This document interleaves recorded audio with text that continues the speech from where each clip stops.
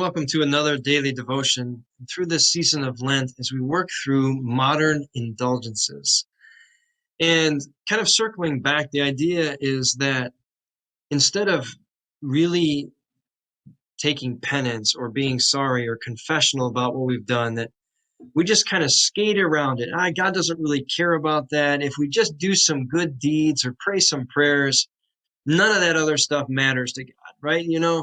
Old Wilma, was horrible and a terrible gossip, and she's gonna, have to be in purgatory for 10 years. But if, you just say some prayers for her, we'll commute it to 5, and I'm sure God will be okay with it. So what are some things that we ignore today that might matter a whole heck of a lot to God and might really deeply affect us spiritually? 2 years ago, I turned on the television and I saw a parade.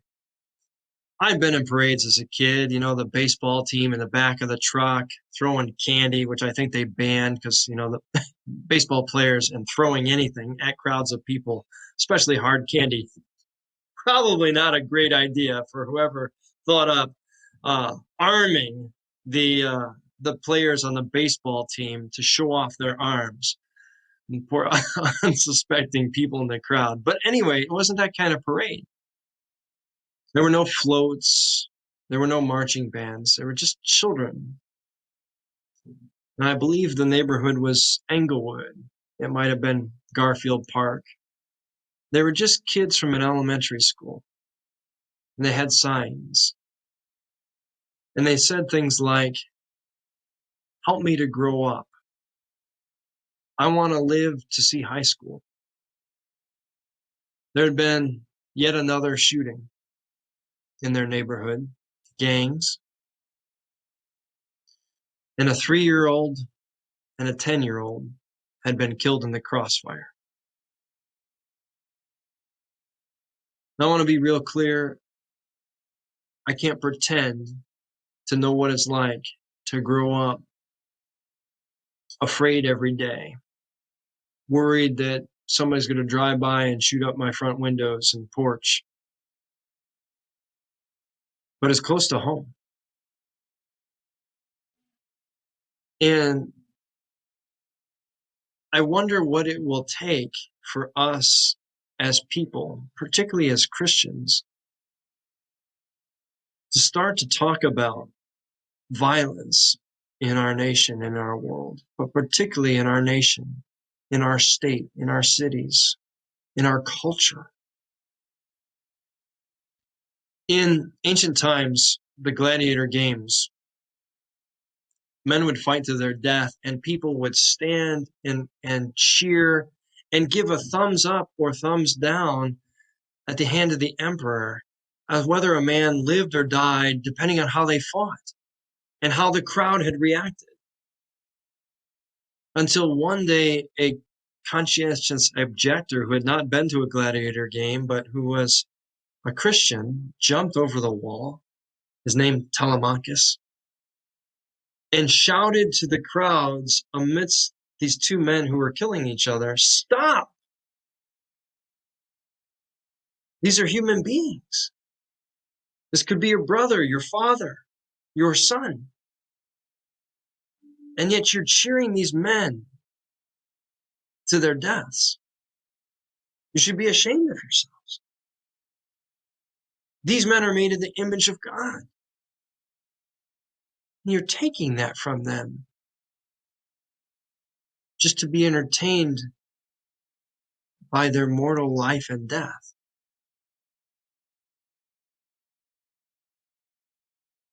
The emperor ordered Telemachus killed right there in the midst of the games.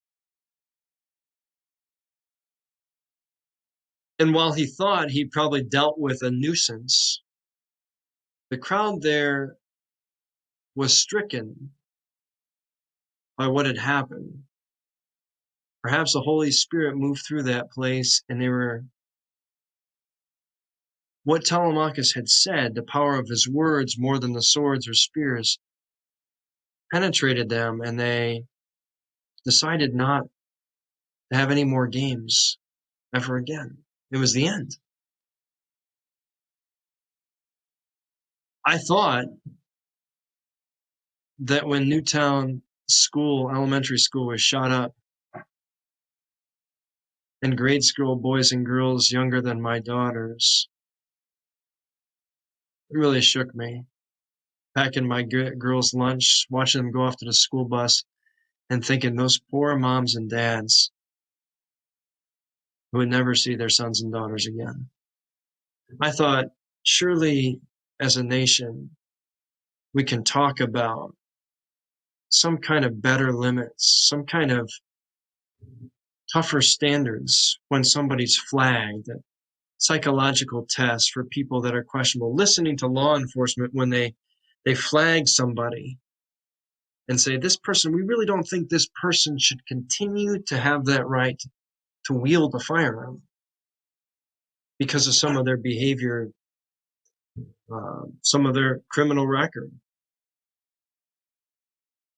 Well, we just can't seem to have that conversation without it getting super political or somebody saying, well, you're going to take my right away. And so we keep watching our children die. We're sending them off to some far off field to die for us. They just become numbers at the bottom of a screen. And we've become numb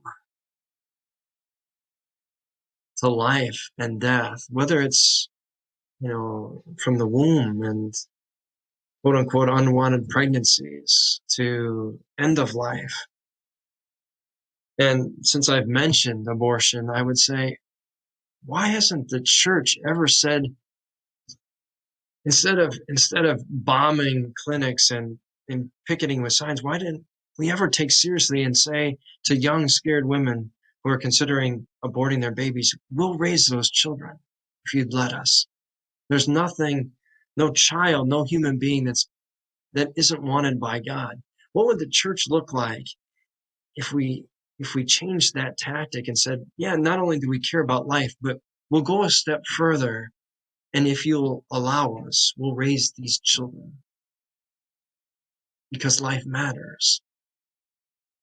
What would it look like if we put up a big stop sign to our heavy penchant for violence and said, like Telemachus, the amount of gore and violence isn't entertaining to us because we've become numb to the very creation and the value of one life.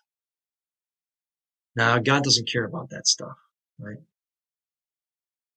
And I read in the prophet, innocent blood is on the hands of this generation, and God hears their cries. And the prophet Isaiah says, it's on you as a people in this moment, on your watch.